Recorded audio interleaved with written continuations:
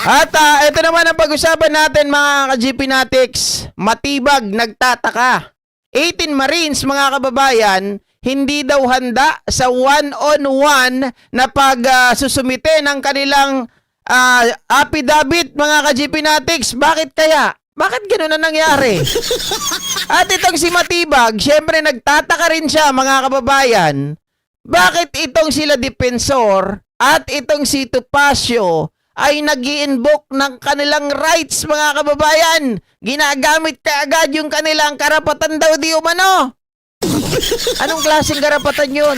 Invoke their rights para magkaroon ng one-on-one na sinumpaang salaysay mga kababayan. O ito, panoorin natin. Alaya talaga itong mga to. Kausapin natin ang sige. Direktor ng National Bureau of Investigation na si Attorney Melvin Matibag. Magandang umaga po sa inyo, sir. Magandang umaga, Alvin at Doris. Good Opo. morning, Salamat sir. po sa inyong pag-imbita. Opo. Good morning po.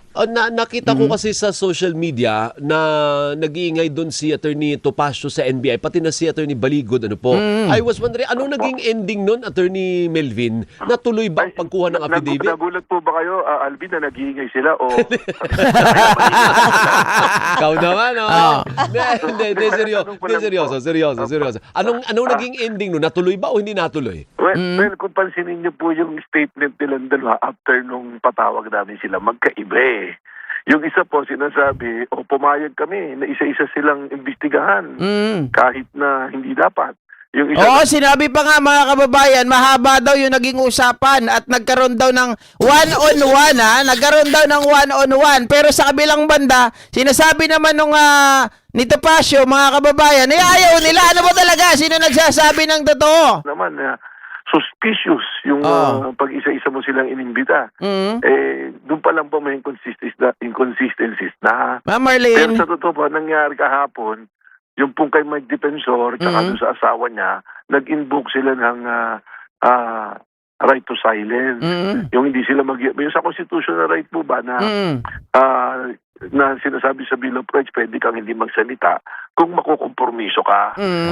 Okay lang naman po yun kahit na ito women ay fact-finding pa lang, hindi naman po sila iniisip na sila ay may ginawang krimen eh. Kaya Correct. nakakagulat na nag-i-invoke po ng ganon. So, pinatawag nila para sana makapag-dialogo, magsalita sa amin. Dumating naman po ron at nagpa-interview. So, hindi po na-interview ng NBI, na-interview ng media si Mike Defensor at si Antonio Topacio. Ano po? So, ibang klase talaga mga kababayan. No? Ginamit yung magpapatawag ng subpoena ng NBI sa kanilang fact-finding. Etong kampo nila Mike Defensor, imbis na sa NBI magpaliwanag, magpa-interview, ma-interrogate mga kababayan, doon pala sa media nagpa-interview. Na alam naman natin siguro mga kababayan, ang kanilang trip lang talaga ay, diba sabi ni Ping Lacson, propaganda lang talaga.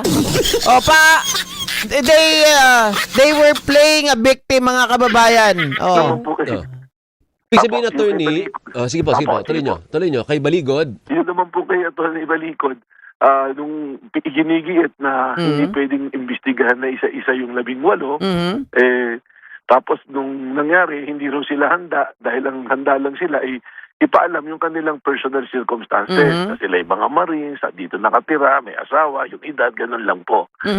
Malino naman po yung subpoena namin, nakalagay naman po dun investigation based on the joint affidavit na ginawa nila noong February 23 na isinumiti po sa Office of the Ombudsman. O ikaw naman kasi attorney, para hindi mo naman kaagad naiintindihan yung gusto nilang sabihin. 'Di ba? Hindi sila ready, 'di ba? Hindi sila ready na magbigay ng kanya-kanyang affidavit kasi hindi pa po kompleto yung kanilang script, hindi pa saulado. Kailangan pa nang magsasabi, "Oy, Mr. Gutesa, dahan-dahan lang. Huwag kang magmadali." Diba? Baka may nakakalimutan ka. Basahin mo maigi yung paragraph 20. Ganon, diba? Mga ka-GP natin. Kasi ganito yan mga kababayan. Sa totoo lang, sabi ko nga po sa mga nakaraang vlog natin, kapag ang isang tao ay mayroong alam, personal knowledge, diba sa isang pangyayari, kahit anong mangyari dyan, mga kababayan, kahit saan ka po makatagpo at ito po ay tinanong sa'yo, nakapikit, nakahiga, nakatuwad, di ba? Nakaupo, nakatayo, kahit anong pwesto mo, masasabi mo ang nalalaman mo ng parehas. Mga kababayan, huwag niyong paniwalaan yung sinasabi nung isang sabi ni Banat Boy, kabayo daw. Nakikikabayo na rin ako ha. Kasi ang pangit naman talaga nung narinig ko mga ka-GP Natics. Yung sinabi nung isang abogado na mukhang kabayo daw, sabi ni Banat Boy na ganito mga kababayan, kahit na 100 daw ang mali, okay, kahit 100 daw ang mali nang sabihin ng 18 Marines na to, ay yun daw ay mababaliwala. Bakit kanyo mga kababayan? Kasi ang titingnan daw ng batas, yung sasabihin nilang isang tama. may tama na sa utak. Pag mga DDS talaga, kahit abogado, no? Dati nahangaan ko yun si Attorney Caballo Sabi ni Banat Boy hindi ako nagsabi nung, ginagaya ko lang mga kababayan. Naniniwala ba kayo doon mga ka-GP Natics? Papayag ba kayo na sa 100 daw na mali, hindi daw yun titingnan? Kahit mali pa lang sabihin mo nang sabihin, hindi yun papakinggan. Ang papakinggan lang yung isang tama mo na sasabihin, yun daw ang tatakbo sa korte. Kuha ka ng nanay niyang yan, So, ganun po yung nangyari dyan. Oo. Pero nung paglabas po nila pare-parehas dun sa investigation, yun na po yung mga statement. Mas Opo. gusto po yata magpa-imbestiga sa media, press con, kaysa magdaroon ng palutasan yung kanilang inireklamo. Correct. Sinasabi nila kasi let me set the record straight. Iimbestigahan din po namin yung mga taong binabanggit nila provided na yung kanilang sinasabi ay mapapatunayan natin na may sustansya at tatayo sa anumang korte. Correct, Kumbaga, correct. Yun ang sequence. Oo. Kailangan, tama muna yung sinasabi mo bago natin imbestigahan yung inaakusahan mo. Kumbaga, Sabi ni Mami Eva Sales, oy, DDS syndrome tawag dyan, Sir GP, correct. Hindi ba? Totoo talaga mga kababayan, pare-pareha sila. Lahat ng kilala kong DDS na abogado, yung utak, di ko alam kung nasa napunta, sa talampakan ata o naitain na nila. Walang iya yung mga yun. form and substance. Oo. Oo. Tama naman. Di ba gano'n naman po talaga? Halimbawa po, Sir Alvin, Ma'am Doris, meron kayong reklamo, may isang Correct, tao correct. na nire-reklamo. Ano Oo. po? Nagpunta kayo sa investigador, Oo. sa pulisya. Sinabi nyo, itong taong to may ginawang mali sa akin, sa amin. May ganito, ganyan. Kaagad nyo po bang tatawagin yung tao o aalamin nyo muna ang sustansya at mga ebidensyang ilalatag nila bago mo tawagin yung taong sinasabi mo? May point si Attorney Melvin Matibag, mga kababayan. Kasi naalala ko, mga ka-GP Natics, pag magkakaroon ng investigasyon, tama naman, tama talaga. Tama. Bakit kanyo, mga kababayan? Hindi ka kaagad magpapatawag nung taong inaakusahan. Kahit sa barangay pa lang, mga ka-GP Natics, kahit sa barangay pa lang, punta natin sa barangay, sa pinakamababang level, 'di ba? Meron diyan mga lupon, mga kababayan. Ang gagawin diyan, hihingiin yung side ng istorya mo. Ano ba yung istorya mo? Ano ba talaga yung nangyari? Ganon, 'di ba? Mga ka-GP Natics, meron na kaagad tinatawag sila na parang hindi ko alam kung anong exact terminology nila doon pero mga kababayan, magkakaroon ng parang preliminary nila 'di ba? Tatanungin ka, anong pangalan mo, saan ka nakatira, ano ba yung nirereklamo mo, sino nirereklamo mo, ano ba yung nangyari? Sige nga, could you please tell me kung ano po ang nangyari? 'Di ba ganoon mga kababayan? Ikwento mo nga sa amin para makuha namin habang ito ay binablatter, 'di ba? Habang ito ay binablatter. Kahit na sa pulisya, mga ka-GP Natics, ganun din. Kapag ikaw po ay merong inirereklamo, mga kababayan, kumuha ka ng, sabihin natin, police blatter, di ba? Ganun din ang ginagawa iniimbestigahan ka rin Anong pangalan mo? Saan ka nakatira? Anong nangyaring gulo? Bakit ba nangyari yun? Ikwento mo. Anong oras nangyari? Di ba? Mga ka-GP Natics, it really makes sense. Hindi ka pwedeng mag-jump doon sa pangalawang stage na ipatawag ka agad yung tao na to without asking yung nagrereklamo. Kasi otherwise, mga kababayan, halimbawa, kunwari ganito, yung nagrereklamo, hindi mo pinagtatanong. mga ka-GPnatics. Hindi mo tinanong, 'di ba? Tapos nagrereklamo 'yon. Nagrereklamo. Dahil nagrereklamo lang, hindi mo alam kung ano yung reklamo. Kunwari, hindi mo alam yung reklamo. Basta sinabi mo lang, galit ako sa taong ito. yung taong ito magnanakaw, yung taong ito pumatay. Sabing ganun kaagad, di ba kunwari? Hindi mo tinanong, pinatawag mo ngayon yung tao. Sige, puntahan nyo doon. Kunwari, pulis ha, pinatawag mo. Puntahan nyo doon. Patawag nyo ngayon. Mga kababayan, pagdating ng tao, dahil hindi, ikaw investigador, hindi mo tinanong kung ano yung nangyari at bakit mo sinabi na itong taong to ay mamamatay tao, itong taong ito ay may ginawang karumal-dumal na krimen. Pagdating doon ng tao, mga kababayan, nung tinanong na, nandun na sila parehas. 'Di ba?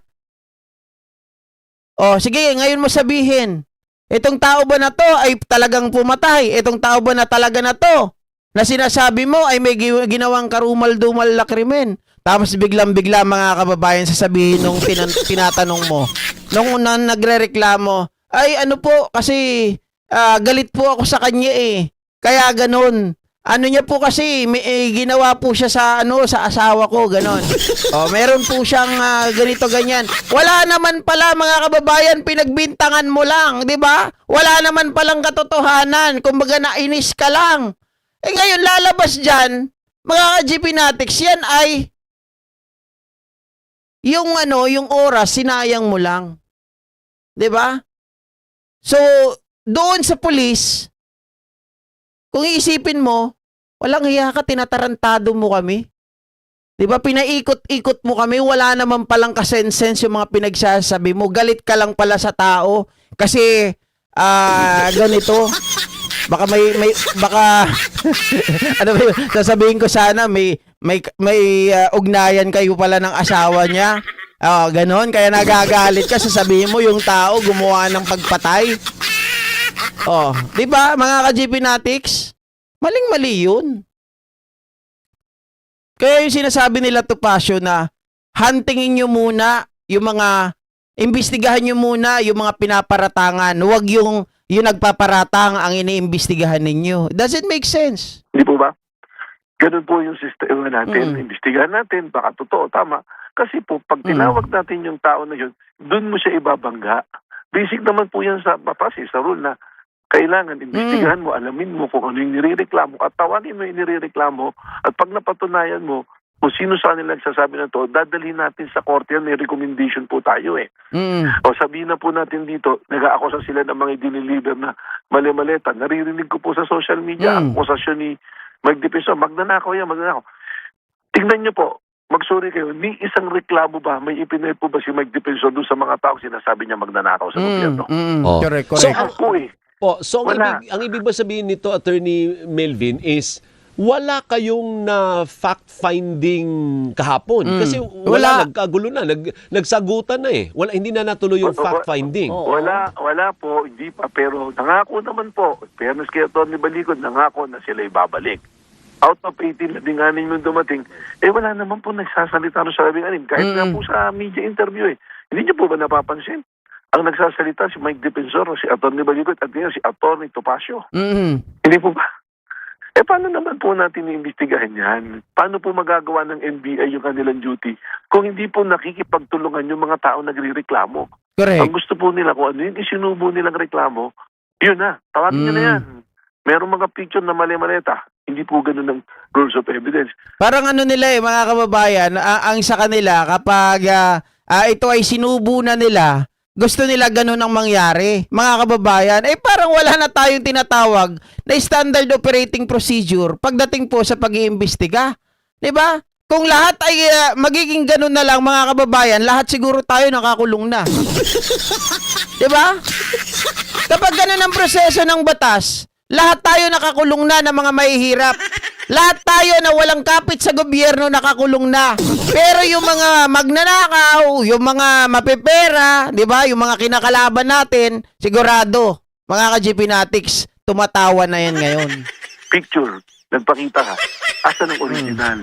Sino ang kumuha ng litrato? Kailan mo ito kinuha? Hindi po pwede na ganun. Yun po yung nakakalungkot tapos isasalang nila sa media, sa social media, para kumuha ng opinion. Kaya naman po kami sa NBI, tinitingnan din namin yung angulo. Bakit nila ginagawa to?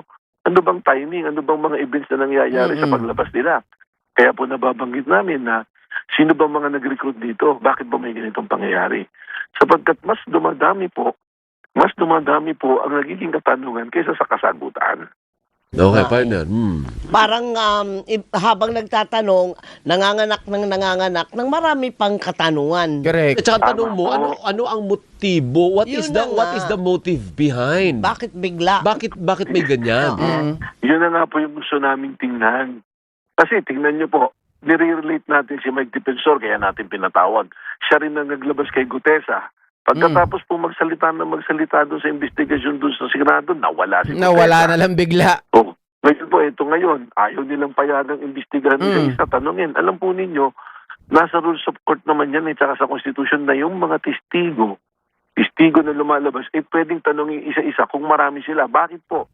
Unang-una, to prevent influence or collusion. Baka mo po mamaya, nagkakaroon lang ng collusion. Tapos tingnan ang consistency po ng kanilang sinasabi. Pangatlo is protect the witness integrity. Na kung baka mamaya, 18 sila, yung isa pala ron, iba yung istorya niya, hindi pala yung recollection niya, hindi pwede silang paghiwalay. Tapos, yung maobserbahan natin isa-isa, yung kung ano yung kaliwanagan ng sinasabi po nila. Opo. Yun po dapat nasa rules naman po yan, nasa rules of evidence po yan. Kaya ako nagtataka yun sa pronouncement ni Atty. Topacio, napakagaling na abogado. Ang salita niya duda, suspicious. Binibigyan nyo na po kagad ng kulay yung mandatong ginagawa ng isang ahensya. Ay, parang hindi po abogado talaga si Gasolito. 'Di ba? Baka nagmamagaling lang. Kasi biruin mo isang abogado, napakagaling daw mga kababayan, rule of evidence hindi niya alam. 'Di ba? Sa rules of evidence mayroon daw ditong collusion na pwedeng tawagin. Mga kababayan, yun na yung piniprevent dito ng NBI na baka mamaya, mga ka-GP Natics, yung 18 na to, tama nga naman kasi, di ba, doon pa lang sa pagkakabanggit ni Boying Rimulya, walang tao, 18, sa lahat ng event magkakasama. Hindi pwedeng ganun. Mga kababayan, maaaring yung isa dyan ay wala nung panahon na sila ay nag-deliver ng ganito. Nung panahon na sila ay nag-deliver ng ganito, wala yung 5 kasi may inasikaso at mayroong pumalit na iba. Something like that. Mga kababayan, hindi pwedeng sa lahat ng pagkakataon sila at sila lang yun. Kaya kita nyo, mga ka-GP Natics, kapansin-pansin sa kanilang mga press conference. 'Di ba? Kung sila lahat ay magkakasama, therefore, dapat masasagot ng bawat isa ang mga katanungan ng press. Pero bakit nila ito ipinapasa at tila walang makasagot? Kaya eto to the rescue, itong si Atty. Baligod. Ibig sabihin lang noon, mga kababayan, ito ay wala sa kanilang recollection. Nangangahulugan na tama, hindi sa lahat ng pagkakataon ng 18 na to ay magkakasama. So dapat paghiwa-hiwalayin yung kanilang mga statement, yung mga sinumpaang salaysay. Attorney, Yun po yung masasabi ko. Attorney, bakit Oo. daw po ganun na kayo magfa-fact-finding? Oo. Yung ombudsman may fact-finding din. Bakit dala-dalawa na yung Sabay. magfa-fact-finding? Oo. Well, baka nakalimutan po nila, Article 13 ng Constitution, yung ombudsman po, anong sinasabi po doon? The ombudsman can deputize any agency to aid them in their investigation. Pwede po ang NBI, pwede po ang PNP, pwede po ang DOJ, pwede po ang COA. So wala pong mali doon. Kaya nga po, ang ombudsman, kung ang aspeto ng corruption, pwede po sa kanila, pero dinala yan sa NBI. Kaya po kami, we have given the wide latitude to look into other angle po, yung ibang Okay. angulo na lumalabas. So, pwede, Yun kasi ang ano nila yun ang depensa ngayon na itong mga nila Topacio. Mga ka-GP Natics, na bakit dalawa daw yung investigating body. Mga kababayan. Pero ang NBI kasi, 'di ba, dineputize sila ng ombudsman at alam natin, ang NBI napakaraming tao. Ang ombudsman, mga kababayan, hindi ko alam kung kasing dami ng NBI, pero syempre when it comes to investigation, 'di ba, mga kababayan, ditong sa kung pagkakakilanlan to establish yung identity ng 18 na ito, NBI po ang kailangan nating puntahan or PNP, maaring yung mga yan. 'Di ba? Kasi meron silang mga expertise talaga, lalong-lalo pagdating sa identification ng isang tao mga ka-GPnatics. Kaya nga, pag tayo po ay pupunta sa abroad, 'di ba, kailangan nating kumuha ng NBI. Mga kababayan, kasi mas malalim yung kanilang record. O kumpara sa PNP, yung sa PNP, pag kumuha ka ng police clearance, dito lang yan. Sa Pilipinas lang. Pero ang NBI, mga kababayan, international. Or national. 'Di ba? Parang mong timang talaga itong mga abogado na to. Sabay-sabay, pwedeng simultaneous, at hindi po magsasapawan yan. Ano po? Hindi po. Hindi po. Dahil complementing po yan. Sana sa batas po. Nandun din po yun sa Republic Act creating the Office of the Ombudsman. Na pwede po sila mag-delegate ng kanilang powers to aid them in the investigation. Opo. So walang redundancy, kumbaga. Okay lang yun na mayroong ombudsman, mayroon ding NBI. Wala pong redundancy. Kaya Wala. po, sana po, sabihin natin kung ano yung tamang proseso sa tao. Huwag po natin gawing mangmang yung mga tao. Okay. Para po pag nagbigay sila ng opinion, nakita nila lahat kung ano talaga yung dapat nabasehan po ng pagkilos. Okay. Attorney, is it possible na ito ay parte na... Actually, Attorney Melvin Matibag, kaya po ang pinapalabas ng kampo ng mga taong ito ay bakit sabay-sabay silang nag-iimbestiga sa inyo? Ang NBI, ang Ombudsman, di ba? At meron pang DOJ, mga ka-GPnatics. Yung DOJ, yun yung kila Dilima, at doon sa iba pa, mga nag-file ng kaso laban dito sa mga to. Pero kung iisipin natin, ang kanilang purpose is para lituhin ang taong bayan. Na sabihin, mga kababayan, na sila po ay ginigipit ng gobyerno. Bakit halos lahat ng investigation body nakatutok na sa amin? Bakit? Wala na ba kayong ibang tao na dapat tutukan? Bakit kami? Kami nga nag-aakusa Bakit kami ang inyong tinitingnan? Bakit hindi yung aming mga tinuturo?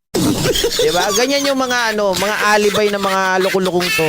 Ang destabilization attempt sa administrasyon, yung anggulong ganyan, iniimbestigahan rin po ba ng NBI? Yun nga po yung tinitingnan namin isang anggulo kasi yung timing na may hearing sa ICC, yung pong ganyan, may impeachment trial, magkakakonekta po at yung personalities na involved, kaya may mga iba po kami personalities pang pinapatawag. Yan pong anggulong yun, hindi naman pwedeng imbestigahan ng ombudsman, kaya po ibinigay sa NBI. Kaya po ibinigay sa NBI yan. Yung sinasabing general na nag-recruit sa mga ito, ba't hindi yan pinapangalanan? At yan ba iniimbestigahan din? May ipapatawag din po namin yan. Ipapatawag din. Meron lang po kaming isang iniintay na personality na aming pinatawag. Kasi po, bago naman po kami pagpatawag, sinisigurado namin na meron talagang kinalaman sa aming investigasyon yung taong ipinapatawag namin. Opo. Gaya po ng asawa ni Congressman Mike Defensor. Bakit po pinatawag pa? Harassment daw. Siya po naglagay sa sarili niya para may patawag. Bakit po? Nung binalidate namin yung sasakyang ginamit nung 18 allegedly marine, nakarehistro po sa pangalan ng asawa niya yung sasakyan. Ngayon, gets na mga ka-GPnatics hindi dinadamay yung pangalan ng asawa nitong si Mike Defensor. The reason why, mga kababayan, na siya po ay pinatawag, it is because yung sasakyan na ginagamit nila ay registered sa asawa ni Mike Defensor. Sa makatuwid, mga kababayan, sa ayaw at hindi niya, dahil nga pinagamit niya yung kanyang sasakyan na nakarehistro sa kanya, dawit na po siya rito. At kailangan siyang tanungin. Pero hindi ibig sabihin na siya po ay may kinalaman sa operasyon ng mga 18 Marines na to, ng kanilang mga pinagsasabi. Gusto lang i-validate, tanungin kung bakit pinahiram o pinagamit yung sasakyan. Kayo naman talaga, Tapos sabi ka agad na ni Mike Defensor, I invoke my right to remain silent. Nabigyan kami ng kalinawan kung bakit may mga tao na naglalabasan po na gano'n. Kagaya po ni nabanggit po nung isang iniimbestigahan namin, yung presence at saka nandoon naman po as witness ng... Ano daw po? Malayo ang content sa title, sabi ni Virginia Parkinson. Kasi po, Ma'am Virginia Parkinson, siguro hindi mo na umpisahan. Kasi yung title, nasa unahang banda. Kung nandito ka nanonood ngayon, iba na to, second topic na po to. Kaya medyo malayo talaga. Okay? Siguro hindi po kayo sanay, mga kababayan, ng nagla-live tayo, tapos multiple topics. Saka po natin puputol-putulin ito, mga kababayan. Okay?